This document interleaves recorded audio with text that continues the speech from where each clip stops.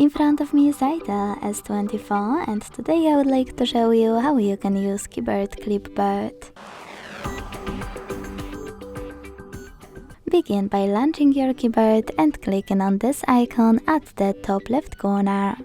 Now hit Clipboard and use this switcher to activate it. Then go back, copy or cut any text, and to paste it right away, click on it at the top of your keyboard. To paste it later on, click on Clipboard, now located at the top of your keyboard, and click on your text here.